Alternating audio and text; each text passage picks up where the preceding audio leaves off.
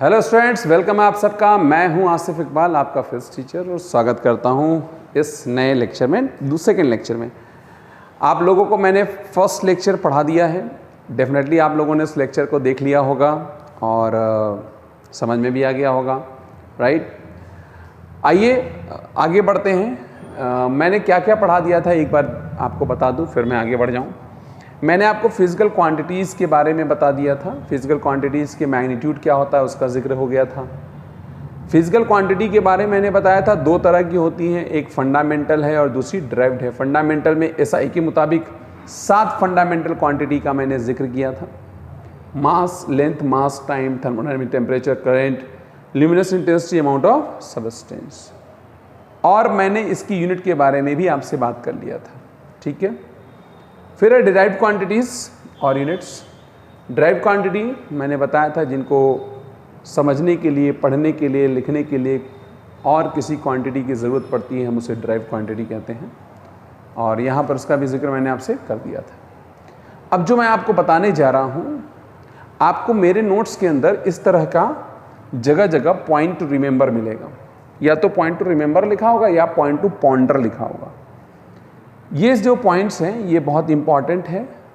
जब आप क्वेश्चंस लगाएंगे तो ये इसमें आपको बहुत हेल्प करने वाले हैं, ठीक है। तो आइए क्या है पॉइंट्स, मैं उसको समझाता हूँ। दुनिया में जितनी भी डिराइव्ड क्वांटिटी है, कोई भी डिराइव्ड क्वांटिटी आप ले लीजिए। सपोज कर लीजिए एक डिराइव्ड क्वांटिटी है वर्क, है ना। वर्क की यूनिट क्या होती है? Joule, right. आप चाहें तो इस जूल को फंडामेंटल क्वांटिटी या यूनिट की भाषा में लिख सकते हैं। जूल को भाई डिराइव्ड यूनिट है, अगर हम फंडामेंटल यूनिट की भाषा में लिखना चाहें तो हम इसको लिख सकते हैं किलोग्राम मीटर स्क्वायर सेकेंड की पावर -2, ठीक है। सिंपल है, किलोग्राम मीटर स्क्वायर और सेकेंड की पावर -2। तो यहां पर आपने क्या किया, जो डिराइव्ड क्वांटिटी है उसको फंडामेंटल की भाषा में लिख दिया। तो किसी भी डिराइव्ड क्वांटिटी या यूनिट को फंडामेंटल क्वांटिटी या यूनिट की भाषा में लिखा जा सकता है। अच्छा, आप चाहें तो जूल को न्यूटन इंटू मीटर भी लिख सकते हैं। जूल कैसा है? डिराइव्ड यूनिट है। न्यूटन कैसा है? वो भी डिराइव्ड है। यानी डिराइव्ड को मैंने डिराइव्ड की भाषा में लिखा। Derived is expressed in terms of derived. यहां पर derived is expressed in terms of fundamental, clear है। Derived is expressed in terms of derived, यानी व्युत्पन्न राशि को, व्युत्पन्न मात्रक को मूल मात्रक की भाषा में लिखा और व्युत्पन्न मात्रक को व्युत्पन्न मात्रक की भाषा में लिखा। यानी एक डिराइव्ड क्वांटिटी या यूनिट फंडामेंटल की भाषा में, फंडामेंटल के फॉर्म में लिखी जा सकती है, या फिर ये भी कह सकते हैं कि एक डिराइव्ड दूसरे डिराइव्ड की भाषा में भी लिखी जा सकती है। ये दोनों बातें सत्य हैं। अच्छा, अब नेक्स्ट बढ़ते हैं। आपने सुना होगा फोर्स बराबर मास इनटू एक्सेलरेशन, क्लियर। तो मास बराबर क्या हो जाएगा? फोर्स बाई में एक्सेलरेशन। फोर्स कैसी क्वांटिटी है? डिराइव्ड। एक्सेलरेशन कैसी है? डिराइव्ड। मास कैसी है? फंडामेंटल। इसका क्या मतलब हुआ कि फंडामेंटल को हम चाहें तो डिराइव्ड क्वांटिटी की भाषा में लिख सकते हैं। अ fundamental quantity can be expressed in terms of derived quantity. यहां पर कंफ्यूज मत हो जाइएगा कि मास को डिफाइन करने के लिए फोर्स और एक्सेलरेशन चाहिए, बिल्कुल नहीं। मास को फोर्स और एक्सेलरेशन की भाषा में लिखा जा सकता है, यानी एक फंडामेंटल क्वांटिटी को डिराइव्ड क्वांटिटी की भाषा में लिखा जा सकता है। समझ में आ रहा होगा, कोई दिक्कत नहीं होगी। लेकिन एक फंडामेंटल को किसी दूसरे फंडामेंटल की भाषा में नहीं लिखा जा सकता है। मेरे कहने का मतलब यह है, क्या मास को टाइम की भाषा में लिखा जा सकता है? नहीं, कतई नहीं। अगर मैं आपसे कहूं कि 4 kg आलू, 4 kg आलू बराबर कितने घंटे, तो आप कहोगे क्या वाहियात क्वेश्चन कर रहे हैं, कहीं आलू 4 kg घंटे में बदलेगा? नहीं बदल सकता है ना, कि मास को टाइम में नहीं बदल सकते हैं, एक फंडामेंटल को दूसरे फंडामेंटल में नहीं बदल, यही तो खासियत है भाई। फंडामेंटल की क्या बात है, फंडामेंटल की यही खासियत है, ठीक है। तो ये फंडामेंटल की खासियत है। आई होप आपको ये बात समझ में आ रही होगी, ठीक है। तो हम बढ़ते हैं आगे, यानी हमारे सामने 2 बातें या कह लो 4 बातें आ गई।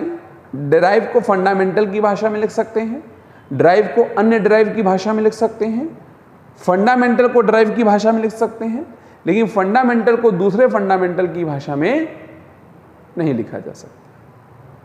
यही बात आपके नोट्स में पॉइंट्स टू रिमेंबर में लिखी हुई है कि ऑल डिराइव्ड क्वांटिटीज और units can be expressed in terms of fundamental quantity और units and also in terms of other derived quantity और यूनिट।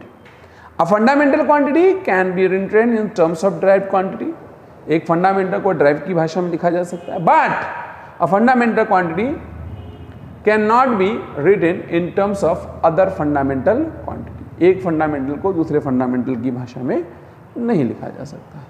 तो यहां पर हमने फिजिकल क्वांटिटीज की 2 कैटेगरी पढ़ी। एक कैटेगरी है आपके पास में फंडामेंटल क्वांटिटी और दूसरी है डिराइव्ड क्वांटिटी। क्लियर, कोई दिक्कत वाली बात नहीं है। अब यहां पर बात ऐसी है भाइयों और बहनों कि हम लोग तमाम जो फिजिकल क्वांटिटीज इस्तेमाल हो रही है उसके यूनिट्स के बारे में हमको जानना है। तो सभी फिजिकल क्वांटिटी के यूनिट्स आप यहां पर चर्चा नहीं कर सकते। समझ में आ रहा है? जैसे जैसे आप फिजिक्स पढ़ते चले जाओगे अलग अलग क्वांटिटी की यूनिट्स आपके सामने आती चली जाएगी। जो अलग अलग फिजिकल क्वांटिटी होंगी उनकी यूनिट्स आपको पता चल, भैया यूनिट्स आप ऐसे नहीं बता सकते। मैं कोई क्वांटिटी का नाम ले लूं और आपसे कहूं कि यूनिट बताइए, आप नहीं बता सकते। जब तक कि आप उस क्वांटिटी के बारे में नहीं जानते हैं आप उसकी यूनिट के बारे में कोई चर्चा नहीं कर सकते, ठीक है। तो आपको यहां पर इस चैप्टर के अंदर चिंता करने की जरूरत नहीं है। अगर आपके सामने कोई ऐसी क्वांटिटी आ जाती है, कोई ऐसा टर्म आ जाता है जो हमने सुना ही नहीं है, तो टेंशन की कोई बात नहीं है। धीमे धीमे आप जैसे जैसे फिजिक्स पढ़ते चले जाओगे वैसे वैसे आपको क्वांटिटीज मिलती जाएंगी और उनकी यूनिट्स भी पता चलती जाएंगी। तो चिंता नहीं है, चिंता चिता के समान है। आगे बढ़ते हैं। तो भाई और बहनों, लेकिन कुछ फिजिकल क्वांटिटीज हैं जिनकी हम अलग अलग यूनिट्स पढ़ेंगे, जैसे लेंथ की, मास की और टाइम की। मास, लेंथ, टाइम, इन तीनों की हम लोग यूनिट्स पढ़ लेते हैं, ठीक है। इन तीनों की यूनिट्स हम पढ़ लेते हैं। तो सबसे पहले मैं पढ़ाने जा रहा हूं आपको some units of mass. Some units of क्या? मास, ठीक है। Very easy, very simple. Mass की कुछ यूनिट्स के बारे में आपसे बातचीत होने जा रही है। देखिए, मास की यूनिट्स के बारे में आपसे बातचीत होगी। सबसे पहले यूनिट मास की कौन सी है? SI unit kilogram. क्या है? किलोग्राम। देखिए, किलोग्राम कह लो या 1 किलोग्राम कह लो, बात एक ही है। अब 1 किलोग्राम कहते किसे? 1 किलोग्राम कितना मास है कि आप उसे 1 किलोग्राम कह दें? तो अपनी अपनी मर्जी से तो ये बनाया नहीं जा सकता है कि कोई कहे कि इतना 1 किलोग्राम हो, कोई कहे इतना 1, ये नहीं कहे, है ना। अच्छा, ये डेफिनेशंस मैं आपको क्यों पढ़ा रहा हूं? इतनी बेसिक चीजें मैं आपको क्यों पढ़ा रहा हूं? इन बेसिक चीजों की जरूरत आपको अभी अगर नहीं पड़ेगी तो आगे चल के पड़ेगी। यानी फिजिक्स में कहीं ना कहीं इसका इस्तेमाल होना है, इसलिए इसको अदरवाइज मत लीजिएगा। और जितना एनसीईआरटी का कंटेंट है वो आपके सामने मुझे रखना ही रखना है, राइट। उसके बिना मेरा काम चलने वाला नहीं है, आपका भी नहीं चलेगा, डेफिनेटली, राइट। तो 1 किलोग्राम क्या है? What is 1 kilogram, right. 1 kilogram जो होता है उसको, वो कितना अमाउंट को हम 1 किलोग्राम कहते हैं? 4 डिग्री सेल्सियस पे, 4 डिग्री सेल्सियस पे 1 लीटर पानी लीजिए। कितना लीटर? 1 लीटर पानी। तो 4 डिग्री सेल्सियस पे 1 लीटर पानी का जो मास होता है, द्रव्यमान होता है, 1 लीटर पानी आप ले लो, कितने पर? 4 डिग्री सेल्सियस पे। जो मास आएगा हम उसी को क्या बोलेंगे? 1 किलोग्राम। 1 किलोग्राम। तो 1 kilogram is the mass of 1 litre of water at 4 degree Celsius. ठीक, समझ में आ गया? आप इस पर बहस नहीं कर सकते। क्यों 1 लीटर? भैया ये स्टैंडर्ड है। कोई भी क्वांटिटी, कोई भी यूनिट अगर आप निर्धारित करते हो तो वो स्टैंडर्ड है कि 1 kg आप इसे ही कहेंगे। क्यों इसे कह रहे हैं, इसका जवाब नहीं है। ये बिल्कुल वैसे ही है जैसे आपका कोई नाम होगा, सुरेश है, महेश है, दिनेश है। अब आपका नाम सुरेश क्यों है? क्योंकि पिताजी माताजी ने रख दिया। ठीक बात है?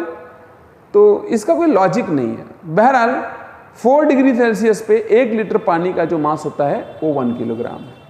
आप लोग के पास में मॉड्यूल मौजूद है, सब लिखा हुआ है। अगर आपके पास में नहीं लिखा हुआ है तो आप लिखना चाहो तो लिख भी सकते हो कि it is the mass of 1 litre water at 4 degree Celsius. Clear? Next जो क्वांटिटी है, नेक्स्ट जो यूनिट है, that is Chandrashekhar limit. Chandrashekhar limit, Chandrashekhar limit क्या होती है? यह भी मास की यूनिट है, राइट? जो सूर्य का मास है, सन का मास, उसका 1.4 गुना ले लीजिए, 1.4 टाइम्स। मतलब आप इमेजिन करिए जो सन का मास है लगभग उसका 1.5 गुना मास ले लीजिए, और जो 1.5 गुना मास आएगा वो कहलाएगा Chandrasekhar limit, 1 Chandrasekhar limit. Clear है? तो what is 1 Chandrasekhar limit? 1.4 times of mass of sun. Clear? एक और यूनिट है मास की, एटॉमिक मास यूनिट, AMU। यह भी मास की यूनिट है, और एक MU बहुत छोटा मास होता है। एक MU जो होता है वो 1.6 × 10⁻⁻27 kg के बराबर होता है। 1.67 × 10⁻⁻27 kg के बराबर होता है। बहुत छोटा सा मास है, और इतना जो मास है वो न्यूट्रॉन का भी होता है, और इतना ही मास लगभग प्रोटॉन का भी होता है। आप लोग जानते हैं एटम के न्यूक्लियस में न्यूट्रॉन भी होता है और प्रोटॉन भी होता है। तो न्यूट्रॉन एंड प्रोटॉन, न्यूट्रॉन का मास भी 1 MU और प्रोटॉन का मास भी 1 MU होता है। तो मैंने आपको 3 यूनिट बताई मास की, और भी यूनिट होती है, ग्राम होती है, टन होती है, बहुत सी होती है, लेकिन मैंने 3 काम की थी इसलिए बता दिया आपको। क्लियर? जो काम की चीजें होंगी सिर्फ यहां पर मैं वही डिस्कशन करूंगा, फालतू के आपको यूनिट्स नहीं बताएंगे आपको, ऐसे बहुत सी यूनिट्स होती है नहीं बताने वाले। नेक्स्ट है सम यूनिट्स ऑफ लेंथ। मास की यूनिट के बाद हम बात करने जा रहे हैं लेंथ की यूनिट। ठीक है, आइए लेंथ की यूनिट पर बात करते हैं। सम यूनिट्स ऑफ लेंथ।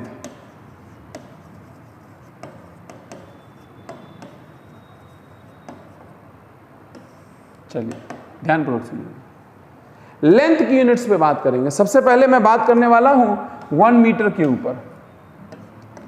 भाई मीटर ऐसा यूनिट है कि नहीं है? तो मीटर कह लो या 1 मीटर कह लो, बात एक ही है। ठीक है, मीटर या 1 मीटर दोनों में से कुछ भी कह लो, बात एक ही है। ठीक है, अब 1 मीटर कहते कैसे हैं वो भी समझ लो। 1 मीटर की एक्चुअली 3 डेफिनेशन है, और 3 में से 2 डेफिनेशन मैं आपसे यहां चर्चा करूंगा। 2 डेफिनेशन पे मैं आपसे बातचीत करने वाला हूं, right? The very first definition of 1 metre. 1 metre की डेफिनेशन क्या है? मैं आपको 2 डेफिनेशन बताऊंगा, वैसे तो 3 है लेकिन 2 बताने वाला हूं। आपने क्रिप्टॉन का नाम सुना होगा, क्रिप्टॉन 86। क्रिप्टॉन एक्चुअली एक गैस होती है। आपको अगर 18वां ग्रुप याद हो, helium, neon, argon, krypton, xenon और रेडॉन, ये 18वां ग्रुप है पीरियोडिक टेबल के अंदर। पीरियोडिक टेबल आवर्त सारणी आप जानते होंगे, उसमें 18वें ग्रुप में ये सारे एलिमेंट पाए जाते हैं। ये इनर्ट गैस भी कहलाते हैं। क्या कहलाते हैं? Inert gas. क्लियर है? इनर्ट गैस कहलाते हैं। अब इसमें ये क्रिप्टॉन है भाई और बहनों, ठीक। आप जानते हैं बोहर के मॉडल के मुताबिक, बोहर का जो मॉडल है उसके मुताबिक अगर इलेक्ट्रॉन हायर एनर्जी लेवल से लोअर एनर्जी लेवल में जाता है, यानी उच्च ऊर्जा स्तर से निम्न ऊर्जा, मतलब हायर ऑर्बिट से लोअर ऑर्बिट में कूदता है, तो इलेक्ट्रोमैग्नेटिक वेव निकलती है, विद्युत चुंबकीय तरंगें निकलती है। क्लियर? उन तरंगों को, उन वेव्स को आप ऐसे दिखा सकते हो, यहां से लेकर के यहां तक एक वेवलेंथ होता है, one wavelength. Clear? One wavelength होता है। अब क्रिप्टॉन 86 लिया आपने, क्रिप्टॉन 86 से निकलने वाला जो लाइट है वो ऑरेंज रेड कलर का लाइट है। किस कलर का है? ऑरेंज रेड कलर का लाइट है, राइट। क्रिप्टॉन 86 से ऑरेंज रेड कलर का लाइट निकलता है। आप उसकी ऐसी वेव लेना शुरू कर दीजिए। एक वेव हुआ, एक के बाद 2, 3, 4, 5, 6, 7, 8, 9, ऐसी आप वेव्स लेना शुरू कर दीजिए। आप लीजिए 1650 763.73, इतनी वेव लीजिए।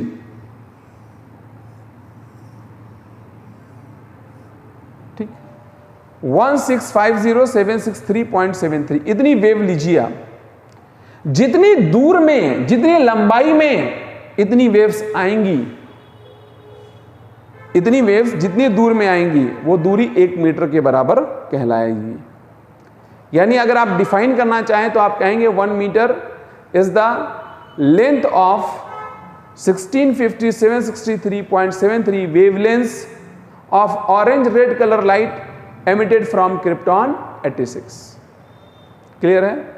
ये क्रिप्टॉन से निकलने वाली ऑरेंज रेड कलर की जो लाइट होती है उसके इतने वेवलेंथ के बराबर होती है। ये नंबर आपको याद होना चाहिए, डायरेक्ट ये नंबर पूछा जा सकता है, हालांकि बहुत रेयर है लेकिन पूछा जा सकता है। अभी हम लोग लेंथ की डिफिनेशन में 1 मीटर का परिभाषा पढ़े, 1 मीटर को डिफाइन किए। 1 मीटर की एक और डिफिनेशन कि 1 मीटर किसे कहते हैं। आप इमेजिन करिए लाइट के बारे में, आप लाइट के बारे में जानते हैं। लाइट जो है उसे वैक्यूम में चलने की इजाजत दीजिए। किसमें? वैक्यूम में। वैक्यूम में चलने की इजाजत दीजिए। कितनी देर तक? 1/299,792,458 इतने सेकंड तक। बहुत कम सेकंड है, बहुत छोटा सेकंड है, ठीक है, बहुत छोटा सेकंड है। इतने सेकंड तक चलने की इजाजत दीजिए। लाइट वैक्यूम में इतनी देर में जितना दूरी तय कर लेगी, जितना लेंथ तय कर लेगी, आप उसी को 1 मीटर कहेंगे। यानी 1 metre is nothing but distance travelled by light in this duration. Clear? तो 1 मीटर की दो डिफिनेशन है। आपके नोट्स में, आपके मॉड्यूल में भी ये डिफिनेशंस देखिए लिखी हुई है। सबसे पहले लिखा है it is the length of 1650 763.73 wavelengths of orange red color light emitted by krypton 86, or it is the distance covered by light in air or vacuum during 1/299,792,458 second. ये दोनों जो नंबर्स हैं, ये नंबर्स आपको याद होना बहुत ज़रूरी है, ठीक है, बहुत ज़्यादा ज़रूरी है।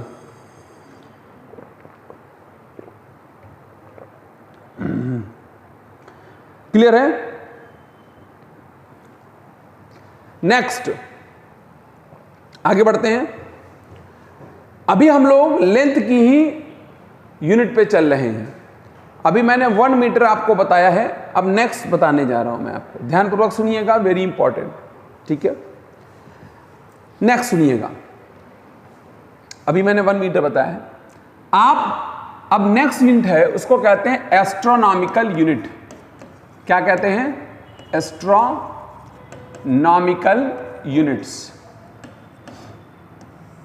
या यूनिट कह लो, रिप्रेजेंटेड बाय AU।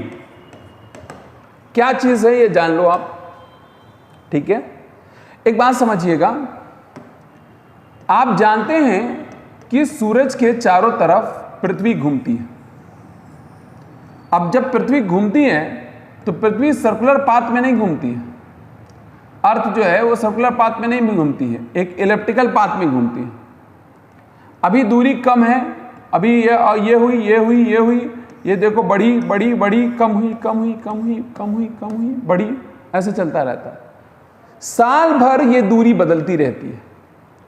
अगर हम सूर्य और पृथ्वी, सन और अर्थ के बीच की दूरी का एवरेज डिस्टेंस ले ले, मतलब एवरेज दूरी ले ले, average distance, that average distance is called as astronomical unit.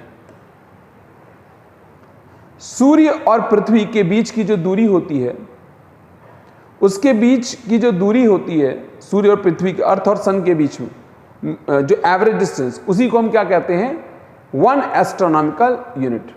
And 1 astronomical unit लगभग बराबर होता है 1.5 इंटू 10 की पावर 11 मीटर के। किसके? 1.5 इंटू 10 की पावर 11 मीटर के बराबर होता है। आपके मन में एक सवाल आना चाहिए कि सूरज और पृथ्वी के बीच में दूरी नापे कैसे होगे, है ना? खुद सोचो, आप क्या अर्थ से एक फीता लेके चले होंगे? ऐसा तो होगा नहीं ना, तो फिर नापे कैसे होंगे? नापने के लिए एक मेथड का इस्तेमाल किया जाता है जिसे हम कहते हैं पैरालैक्स मेथड। क्या कहते हैं? Parallax method. मैं इसका थोड़ा सा जिक्र यहां करूंगा, बाकी जिक्र मैं आपको ऑप्टिक्स वाले चैप्टर में करूंगा। पैरालैक्स मेथड में कुछ करते नहीं है, पृथ्वी के 2 अलग अलग जगहों से सन को देखा जाता है, जो एंगल बनता है वो एंगल हमें पता चल जाता है, बीच की दूरी जो आपने अलग अलग जगहों से देखा होगा वो दूरी पता होती है, सूर्य और पृथ्वी के जो बीच की दूरी r होती है, और यहाँ पर एंगल बराबर हो जाता है आर्क अपॉन रेडियस। सिंपल सी बात। एक बार आप यहाँ खड़े होकर के एंगल बनाए, एक बार यहाँ खड़े होकर एंगल बनाए, ये एंगल आपको पता चल गया, एंगल बराबर ये आर्क हो गया, चाप हो गया, और ये रेडियस यानी ये त्रिज्या हो गई, काम हो गया आपका।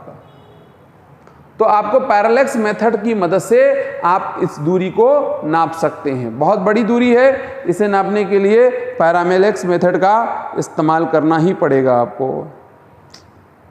ठीक है, कोई दिक्कत की बात नहीं है।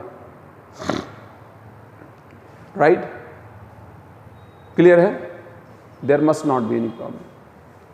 तो एक एस्ट्रोनॉमिकल यूनिट 1.5 इंटू 10 की पावर 11 मीटर के बराबर है।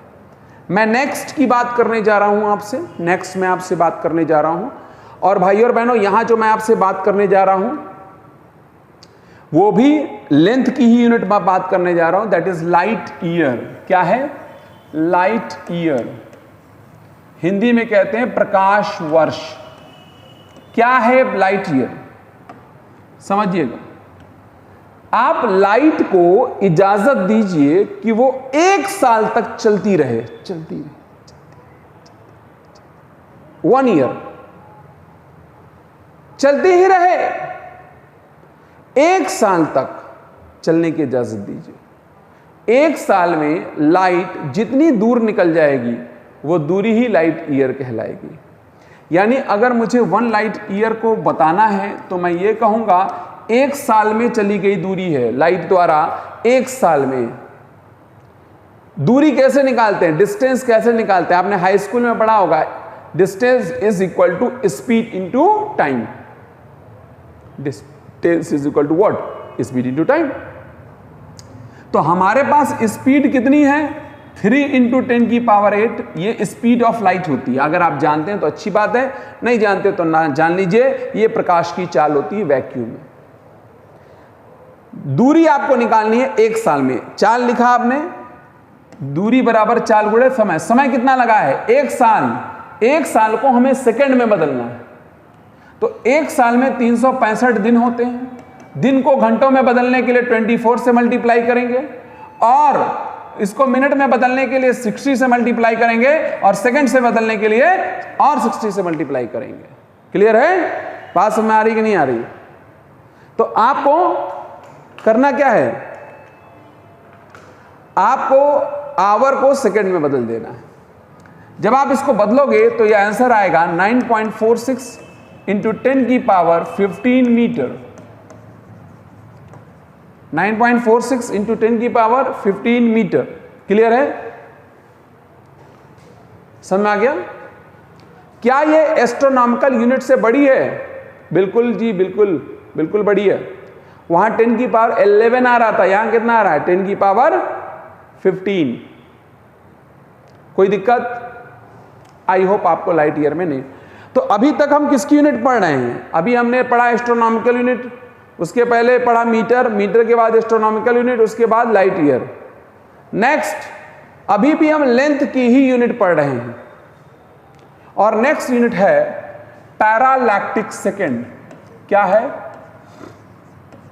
पैरालैक्टिक सेकेंड, शॉर्ट में बोलते हैं पारसेक। शॉर्ट में बोलते हैं पारसेक। ठीक है, शॉर्ट में बोलते हैं पारसेक, पैरालैक्टिक सेकेंड। ठीक है, पैरालैक्टिक सेकेंड, शॉर्ट में पारसेक। चलिए, पारसेक क्या है मैं पारसेक को बताता हूं। आप लोग जानते होंगे कि जो एंगल होता है वो डिग्री में नापा जाता है, लेकिन एंगल सेकंड में भी नापा जाता है।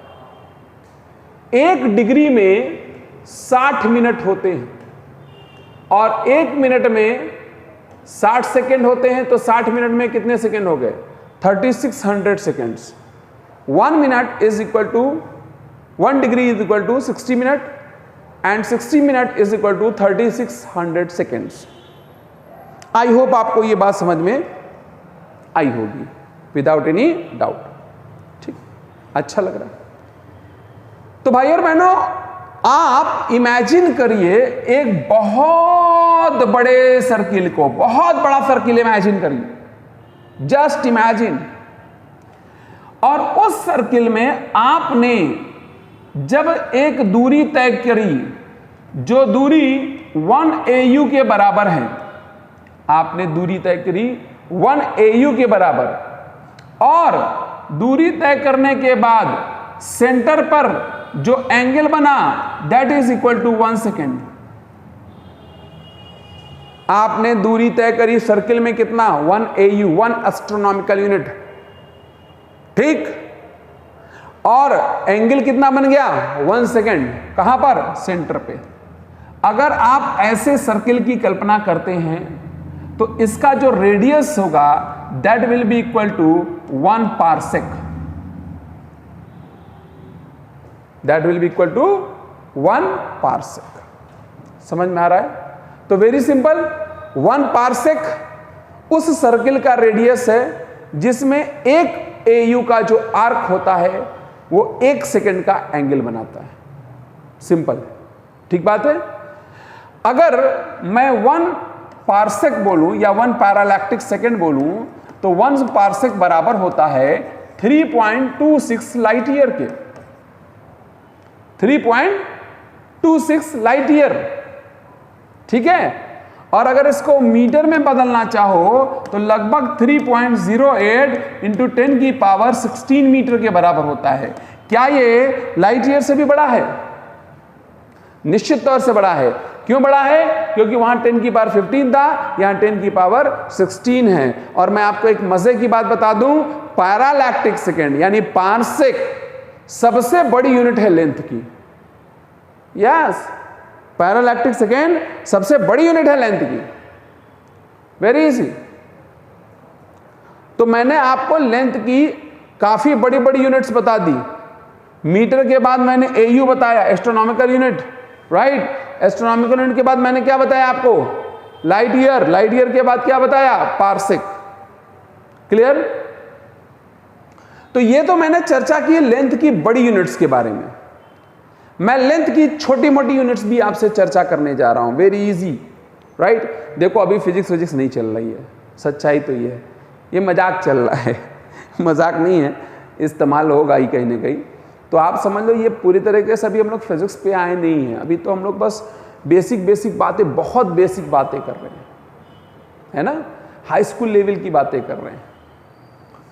अब हम लोग बड़े यूनिट के बजाय लेंथ के छोटे यूनिट्स पे आते हैं, स्मॉल यूनिट्स पे। आइए, सबसे पहले है 1 माइक्रोमीटर। समझिएगा, यहां पर दो शब्द हैं, माइक्रो और मीटर। माइक्रो को कहते हैं प्रीफिक्स, माइक्रो को कहते हैं प्रीफिक्स। माइक्रो का मतलब होता है 10 की पावर -6। माइक्रो मीन्स 10 की पावर -6। अब माइक्रो जिसके आगे चाहे उसके आगे लगा दो, जिसके आगे लगाओगे 10 की पावर -6 हो जाएगा। मीटर के आगे लगा दे 10 की पावर -6, माइक्रो फैरड लगा दोगे 10 की पावर -6। समझ में आ रहा है? माइक्रो कोई यूनिट नहीं है, माइक्रो एक प्रीफिक्स है। माइक्रोमीटर का एक नाम और होता है माइक्रोन। हाँ, माइक्रोन अपने आप में एक शब्द है, एक यूनिट है। माइक्रोन जो है वो प्रीफिक्स नहीं है, माइक्रोन इज अ यूनिट। पर माइक्रोमीटर में माइक्रो क्या है? Prefix. 1 micron is equal to होता है 10 की पावर -6 मीटर। कितना होता है? 10 की पावर -6 मीटर। माइक्रोन के बाद आता है 1 नैनोमीटर। आप समझ चुके होंगे नैनोमीटर का क्या मतलब है। नैनो यहां पर क्या है? प्रीफिक्स। नैनो कोई यूनिट नहीं है, नैनोमीटर यूनिट है। तो नैनो का मतलब होता है 10 की पावर -9 मीटर हो गया। उसके बाद आता है एंगस्ट्रॉम। इसमें कोई प्रीफिक्स नहीं है एंगस्ट्रॉम में।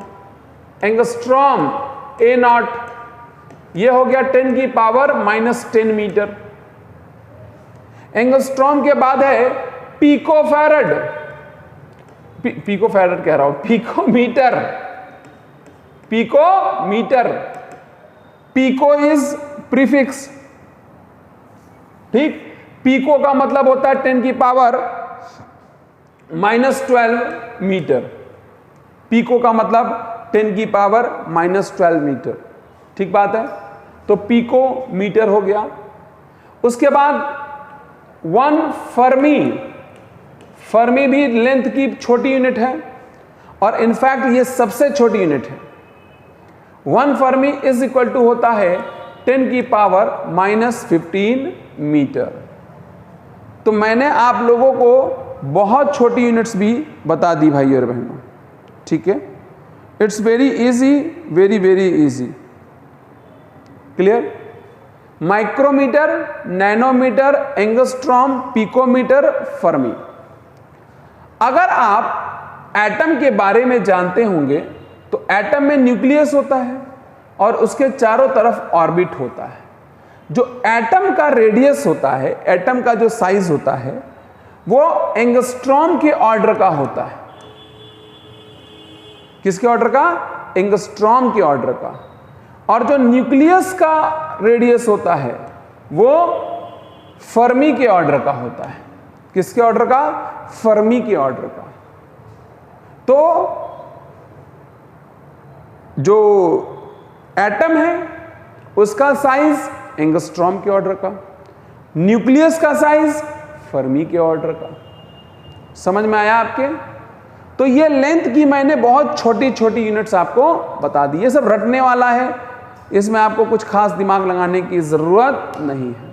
आइए मैं इसे आपको दिखा देता हूं। देखो, सबसे पहले 1 मीटर को बताया था, फिर मैंने AU बताया था। 1 AU इज इक्वल टू 1.5 10 की power 11 metre. The distance between sun and earth is measured by parallax method. Light year के बारे में बताया मैंने 9.46 × 10 की पावर 15 मीटर। पार्सेक के बारे में आपको बताया 3.09 × 10 की पावर 16 मीटर। ठीक है, छोटी मोटी यूनिट्स बताया, माइक्रोन बताया, नैनोमीटर बताया, एंगस्ट्रॉम बताया, पिकोमीटर बताया, फर्मी बताया। एक चीज यहां बताया, parsec is the largest unit of length and Fermi is the smallest unit of length. The order of size of atom is in angstrom and order of size of nucleus is in Fermi. ये सारी बातें मैंने आप लोगों को बता दी है, कोई दिक्कत की बात नहीं है। आप चाहें, अगर आपके पास नोट्स तो होगा ही होगा, चाहें तो आप इसका स्क्रीनशॉट ले सकते हैं, वैसे आपके पास में नोट्स अवेलेबल होगा। ठीक है, तो किसी प्रकार की कोई दिक्कत नहीं है। ठीक है, कोई समस्या की बात नहीं है।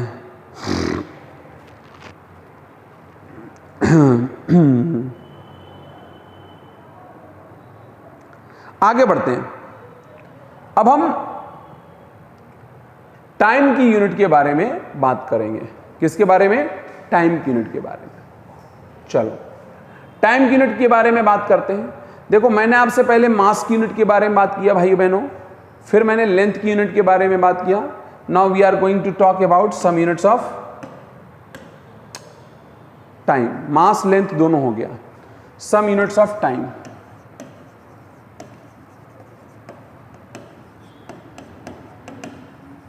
ठीक है, चलिए सबसे पहले 1 सेकेंड।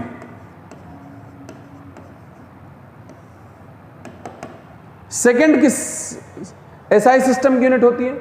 सेकेंड, सेकेंड है ना। तो भाइयों बहनों 1 सेकेंड क्या होता है?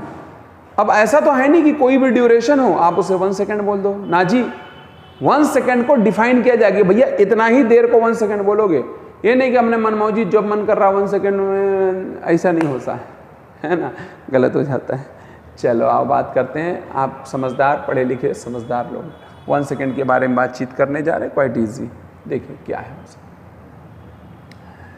आप लोगों ने सीजियम का नाम सुना होगा, सीजियम 133। ये एटम है जो कि फर्स्ट ग्रुप का मेंबर है। फर्स्ट ग्रुप कौन सा है? Hydrogen, lithium, sodium, potassium, rubidium, caesium और फ्रांसियम। आपको पीरियोडिक टेबल याद होना चाहिए। फिजिक्स में भी आपका फायदा है और केमिस्ट्री में भी आपका फायदा है। जैसे आपको 2 का टेबल याद होगा, 3 का टेबल याद होगा, वैसे ये भी याद होगा। सीजियम एटम है। आप जानते हैं दुनिया में हर एटम के अंदर बात ये होती है कि वो ऑसिलेट कर रहा होता है, अपनी मीन पोजीशन से इधर उधर ऑसिलेट करता है। राइट, ऑसिलेट करना मतलब दोलन करना। मान लीजिए यहां से यहां गया, यहां से यहां गया, यहां से वापस आया। This is called one oscillation, एक दोलन कहलाता है। इस एटम को 91, 92, 631, 770 इतने ऑसिलेशन, इतने दोलन पूरा करने में, इतने दोलन, इतने ऑसिलेशन पूरा करने में जो समय लगता है, जो टाइम लगता है, उसी को हम 1 सेकेंड कहते हैं। 1 सेकेंड क्या है? सीजियम एटम को इतने ऑसिलेशन पूरा करने में जो समय लगता है, जो टाइम लगता है, हम उसी को 1 सेकेंड का नाम दे देते हैं। तो 1 सेकेंड बहुत आसान है। 1 सेकेंड ऐसे 60 सेकेंड मिल जाए तो 1 मिनट बन जाता है, 60 मिनट मिल जाए तो 1 घंटा बन जाता है, 24 घंटे मिल जाए तो 1 दिन बन जाता है, और 30 दिन मिल जाए तो 1 मंथ बन जाता है, और 12 मंथ मिल जाए तो 1 ईयर बन जाता है। ये सब टाइम की यूनिट हो सकती है, year, month, day, something something सब कुछ। यहां पर मैं 2 और डिफिनीशन एक साथ बताता हूं। एक है सोलर डे और दूसरा है सिड्रियल डे।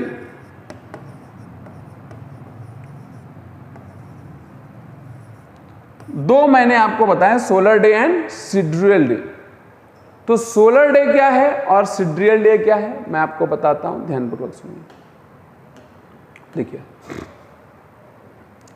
आप जानते हैं कि जो अर्थ है वो अपने एक्सिस पे घूम रही है। ये नॉर्थ है, ये साउथ है, ये वेस्ट है और ये ईस्ट है। यानी इसका जो एक्सिस होता है ये नॉर्थ साउथ से पास होता है और घूमती ये वेस्ट से ईस्ट है। ठीक बात है? किधर से किधर घूमती है? वेस्ट टू ईस्ट घूमती है, वेस्ट टू ईस्ट है। इसका एक्सिस नॉर्थ से साउथ होकर के पास होता है, नॉर्थ साउथ से पास होता है। क्लियर? अगर हम यहां पर सूर्य ले ले, सन ले ले,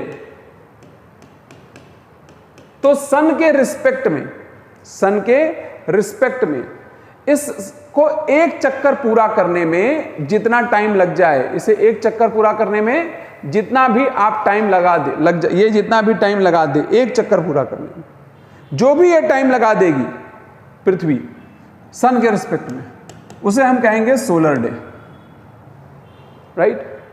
और सन के अलावा कोई नियर बाई स्टार है, उसके रिस्पेक्ट में एक चक्कर पूरा करने में जो टाइम लगा दे उसे कहेंगे सिड्रियल डे।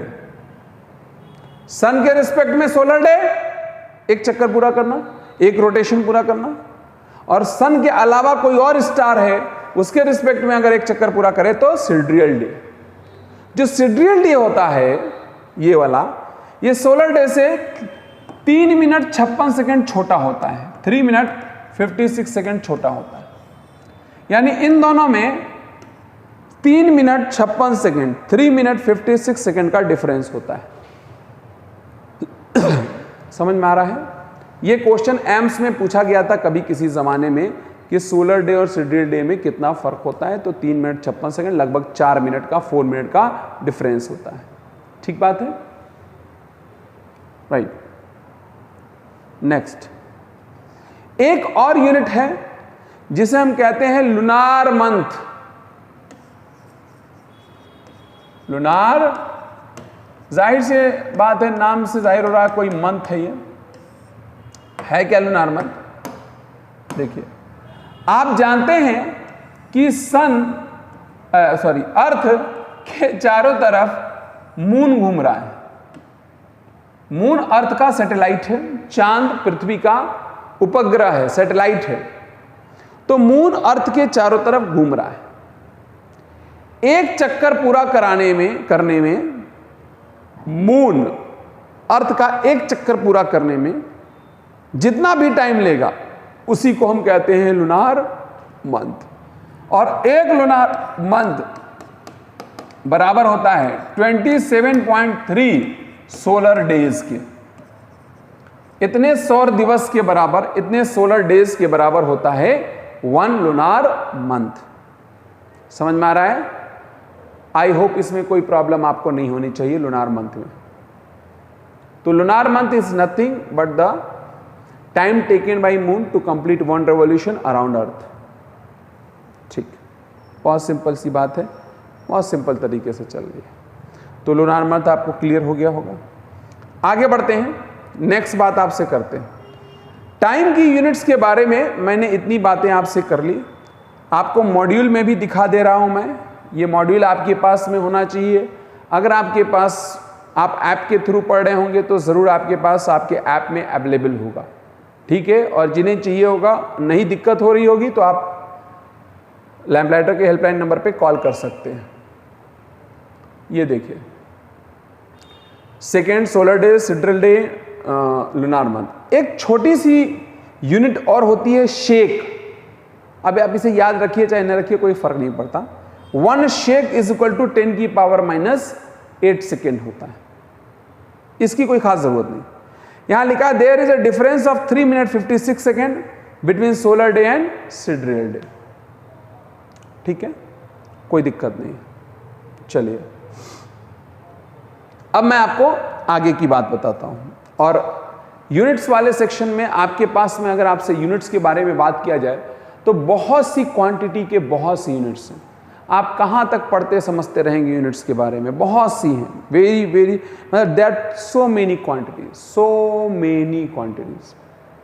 आपको चिंता करने की जरूरत नहीं कि हम इसी चैप्टर में सबके यूनिट जान जाएं। धीमे धीमे आप सबके यूनिट्स जान लेंगे, ठीक है। So don't worry about that, don't worry, right. आगे बढ़ते हैं।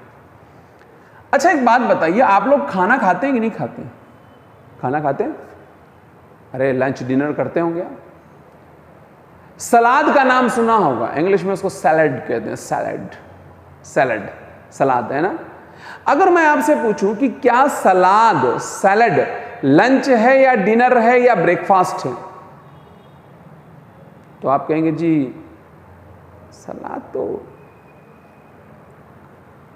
वो लंच डिनर में मतलब ले सकते हैं, वो कोई फूड थोड़ी है, हम उसके फूड के तौर पे इस्तेमाल कर सकते हैं।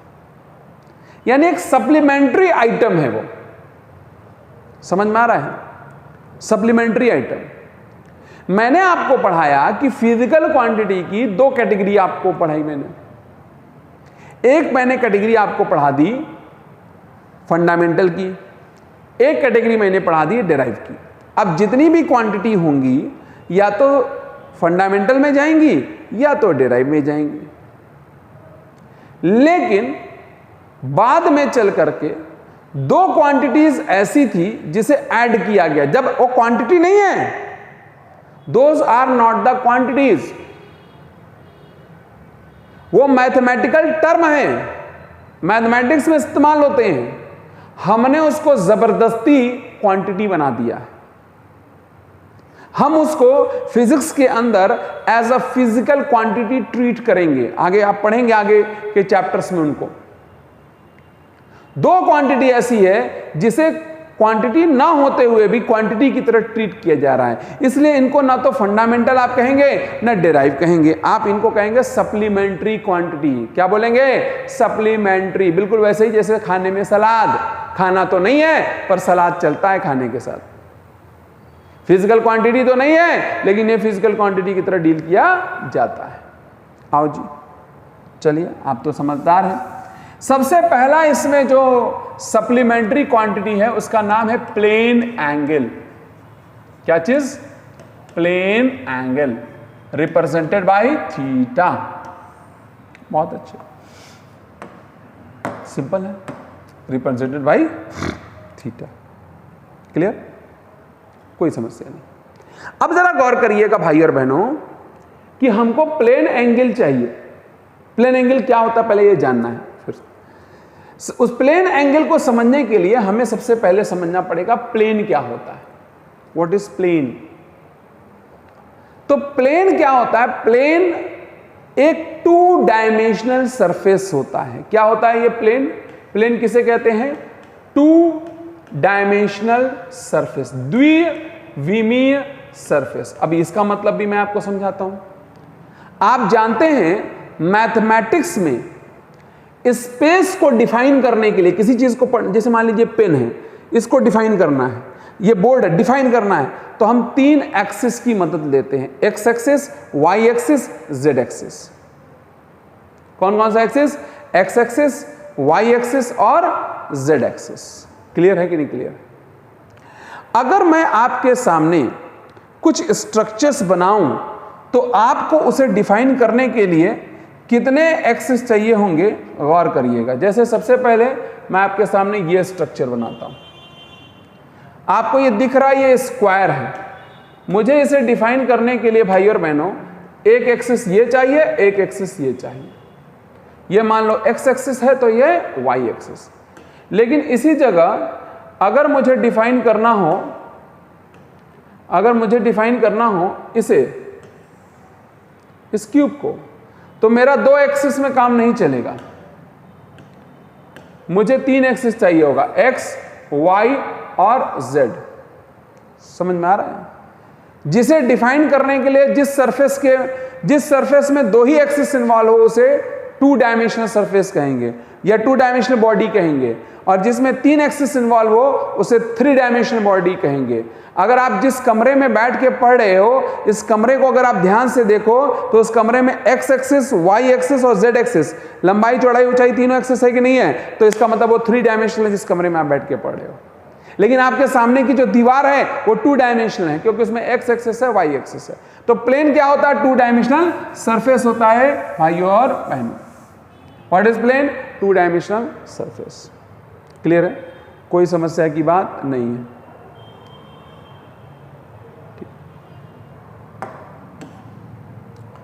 ठीक है, टू डायमेंशनल। जैसे ये बोर्ड एक प्लेन है, राइट?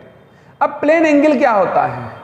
इस बोर्ड पे दो स्ट्रेट लाइन लीजिए, इनके झुकाव से जो ये स्ट्रक्चर बनता है ये भी एक टू डायमेंशनल स्ट्रक्चर है। इसी स्ट्रक्चर को प्लेन एंगल कहते हैं। अगर हम इन लाइनों को किसी सर्किल का रेडियस मान लें, इसे सेंटर मान लें, तो ये जो हिस्सा होगा इसको मिलाने वाला, ये उस सर्किल का आर्क आएगा। समझे कि नहीं समझे? जिन लाइनों से आप एंगल बना रहे हो अगर उनको रेडियस मान लीजिए तो इस सर्किल के इस छोर स्ट्रेट लाइन के इस छोर को मिलाओगे तो सर्किल का एक आर्क बनेगा, चाप हिंदी में कहते हैं, चाप। प्लेन एंगल को लिखने का तरीका होता है भाई और बहनों, प्लेन एंगल को समझिएगा, plane angle is equal to होता है length of arc, length of arc by में रेडियस, यानी ये जो लंबाई है और यहां पर रेडियस, इसी को हम कहते हैं प्लेन एंगल। एसआई के मुताबिक आप लेंथ ऑफ आर्क को मीटर में नापोगे और इसको भी मीटर में नापोगे, रेडियस को भी। जब दोनों को मीटर में नापा तो मीटर से मीटर कट गया, कुछ नहीं आना चाहिए। हमारा दिल कहता है कि जब ये भी मीटर में ये भी मीटर में तो कुछ नहीं आना चाहिए, लेकिन यहां पर आएगा रेडियन। क्या आएगा? रेडियन। हम लोग मैथमेटिक्स के अंदर एंगल को डिग्री में नापते हैं, याद करिए, डिग्री में। यहां पर मैं एंगल को रेडियन में नापना बता रहा हूं, और रेडियन में तब नापोगे जब लेंथ ऑफ आर्क मीटर में होगा और रेडियस भी मीटर में होगा, तभी जो रिजल्ट है वो रेडियन में आने वाला है। ये एसआई यूनिट है। आप कहेंगे रेडियन का और जो हम बचपन से पढ़ के आए हैं डिग्री का, उसका क्या रिलेशन है? आइए रिलेशन निकालते हैं, डिग्री और रेडियन का रिलेशन। आइए एक सर्किल के बारे में बात करते हैं। यह सर्किल सेंटर पे रेडियन में कितना कोण बनाती है? रेडियन में। तो रेडियन में टोटल एंगल निकालने के लिए आपको क्या करना पड़ेगा? पूरे सर्किल की लंबाई लेनी पड़ेगी। पूरे सर्किल की लंबाई इसकी पेरीमीटर यानी परिधि होगी। अरे ये पूरी लंबाई जो होती है इसी को तो पेरीमीटर या परिधि कहते हैं।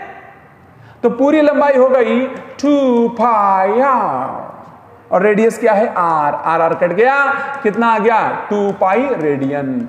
यानी रेडियन के हिसाब से देखा जाए तो ये सर्किल सेंटर पे कितना एंगल बना रहा है? ये जो पूरा एंगल है दैट इज 2 पाई रेडियन। लेकिन आप बचपन से पढ़े हो कि अगर मैं इसे डिग्री में लिखना चाहूं भाई और बहनों, तो डिग्री में ये 360 डिग्री आता है। इसका मतलब क्या हुआ? इसका मतलब ये हुआ 2 पाई रेडियन बराबर में 360 डिग्री। तो पाई रेडियन में कितने डिग्री? 180 डिग्री। 1 रेडियन में कितने डिग्री? 1 रेडियन में 180 डिग्री बाई में पाई। और यहां से देखो 1 डिग्री में कितने रेडियन हो जाएंगे? Pi by 180 radian. तो आप रेडियन को डिग्री में बदल सकते हो और डिग्री को रेडियन में बदल सकते हो। मिसाल के तौर पे मैंने कहा 30 डिग्री में कितना रेडियन? तो 1 डिग्री में जब उतना रेडियन, तो 30 डिग्री में 30 into pi by 180 radian. Cancel, कितना आ गया? Pi by 6 radian. 150 डिग्री में कितने रेडियन? तो 150 degree multiplied by pi by 180 कर लो जी। यह आ जाएगा कितना? 0 0 कट गया, 5 और यहां 6 आएगा, 5 पाई बाई 6 रेडियन आएगा। मैं उल्टी बात करूं, मतलब कन्वर्स, मैं कहूं 2 पाई बाई 3 रेडियन में कितनी डिग्री? 2 पाई बाई 3 रेडियन में कितनी डिग्री? तो अगर रेडियन को डिग्री में बदलना है तो 180 बाई पाई से मल्टीप्लाई करना पड़ेगा। 180 by pi, 180 pi pi cancel, 3 6 12 18, 120 degree आएगा। यानी 2 पाई by 3 radian is equal to 120 degree.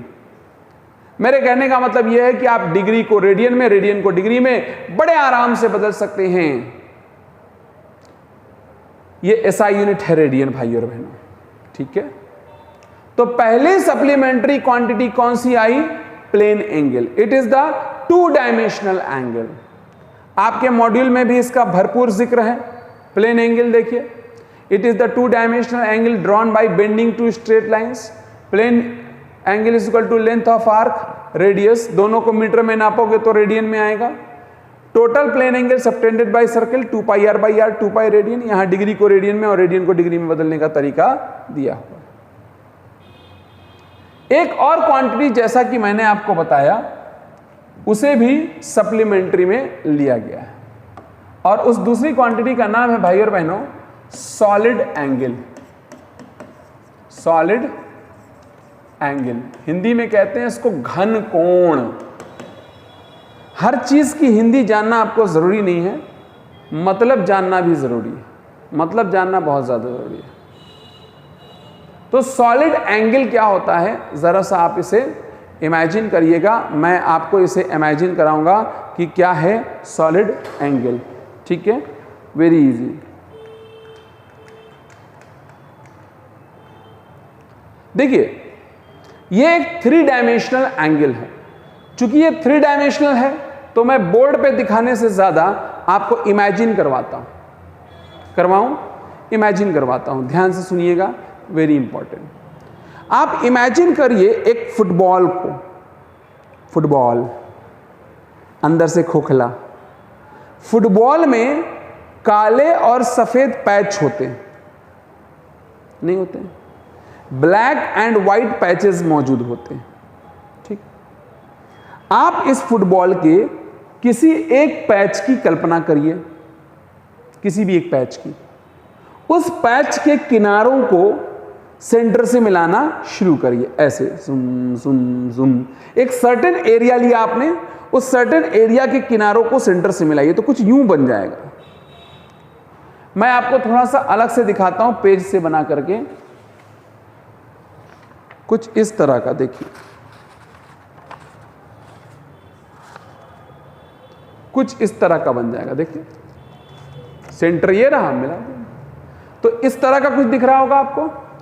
ये जो आपको दिख रहा है 3D दिख रहा है ना, ये कौन है ना, ये कौन 3D दिख रहा है यूं। ये जो दिख रहा है ये इसी एंगल को हम कहते हैं सॉलिड एंगल। क्या कहते हैं? Solid angle.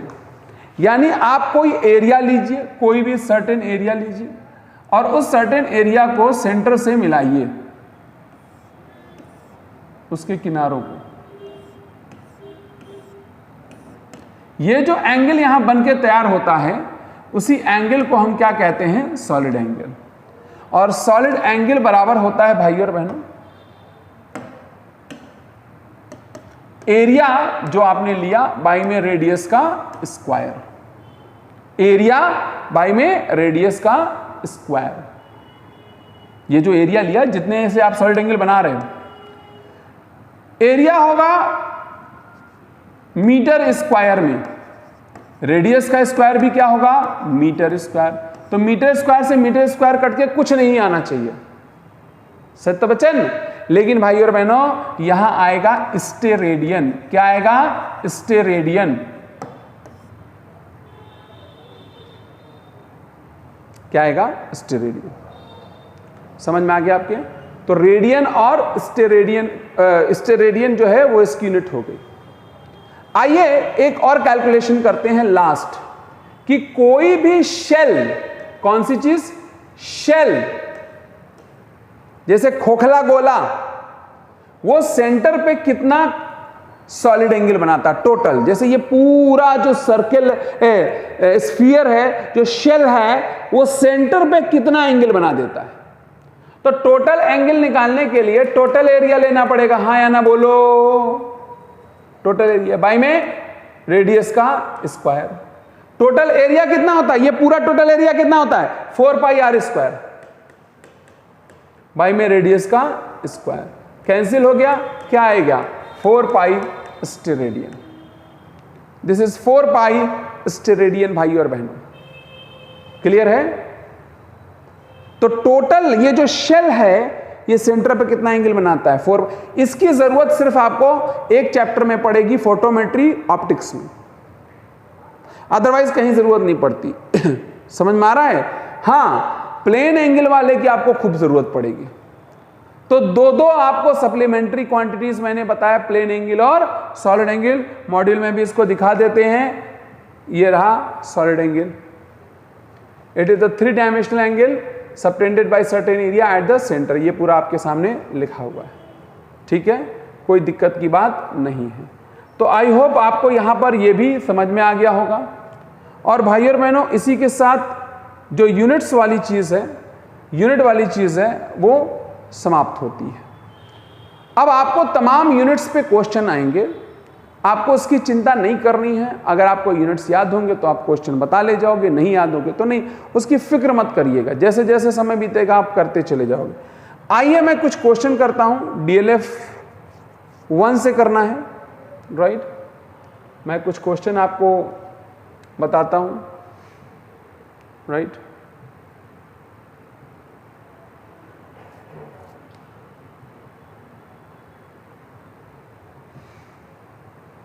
ये DLF है। इस तरह के आपको शीट्स अवेलेबल होंगे जो मैं क्लास के अंदर सॉल्व कराऊंगा, ठीक है। डेली लेक्चर फोलियो के नाम से शीट्स होंगी, मैं क्लास के अंदर इसे सॉल्व कराऊंगा। एक चैप्टर में 4 या 5 DLF होगी, लगभग 100 से 150 क्वेश्चन मैं क्लास में करा दूंगा। बाकी आपके मॉड्यूल के लास्ट में 2 एक्सरसाइज में क्वेश्चन, एक्सरसाइज 1, एक्सरसाइज 2, वो आप स्वयं लगाएंगे, ठीक है। आइए कुछ क्वेश्चंस करते हैं जिससे आपको और आइडिया मिले। मैं शुरुआत के 10 क्वेश्चन कर दे रहा हूं, उसके बाद फिर हम नेक्स्ट वीडियो में कंटिन्यू करेंगे। How many wavelengths of krypton 86 are there in 1 metre. आज ही मैंने आपको डिफिनीशन पढ़ाई है 165763.73। ये सीधे रट्टाफिकेशन है, इसमें कोई बट नहीं है। Parsec is the unit of parallactic second. Length की यूनिट थी, लेंथ की, लेंथ इसमें से कौन है? लेंथ। डिस्टेंस यानी दूरी एक तरह की लंबाई है कि नहीं? Distance is a type of length. तो पार्सेक किसकी यूनिट आ गई? डिस्टेंस की। Universal time is based on, universal time मतलब जो दुनिया में हर जगह चले वो है 1 सेकेंड।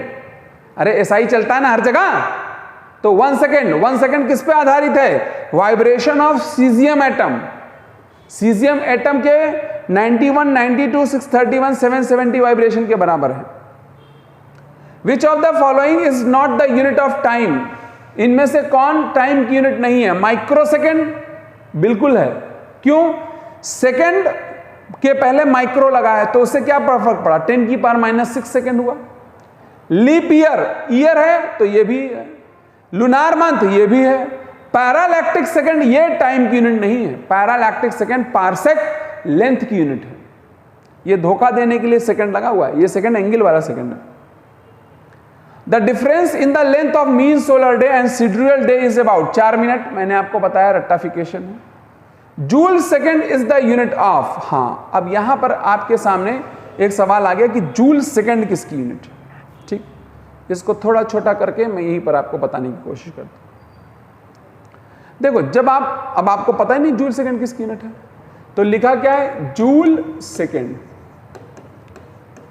जूल का मतलब होता है किलोग्राम मीटर स्क्वायर पर सेकेंड स्क्वायर, और इनटू में सेकेंड।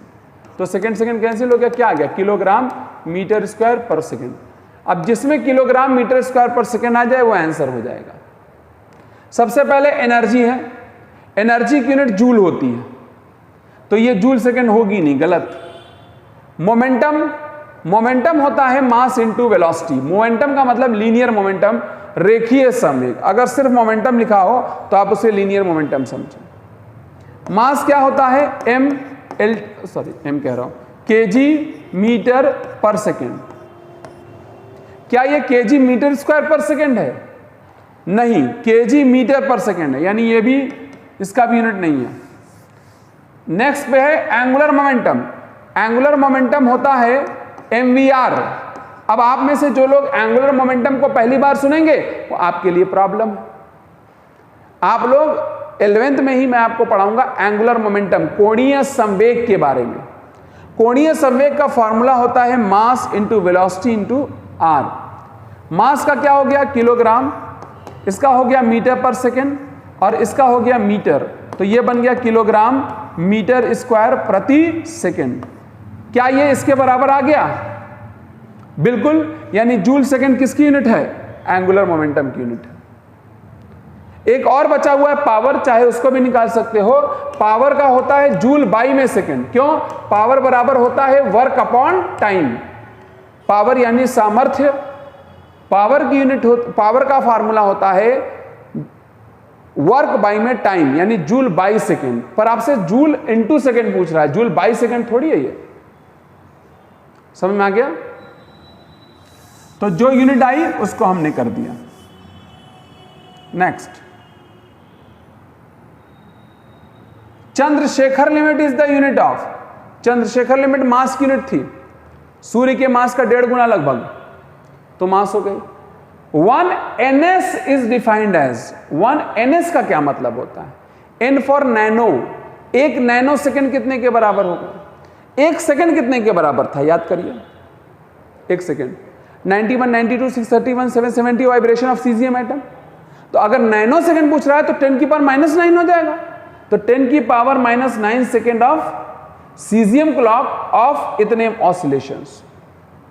भैया नैनो का मतलब 10 की पावर -9 लगेगा, बात खत्म, ठीक। और सीजियम के इतने वाइब्रेशन लेंगे हम। Which one of the following is not a fundamental SI unit, कौन सी फंडामेंटल यूनिट नहीं है? Ampere, candela, Newton, kelvin. Ampere current की है, candela luminous intensity, kelvin temperature की। जवाब है न्यूटन, फोर्स की यूनिट है जो कि डिराइव्ड है।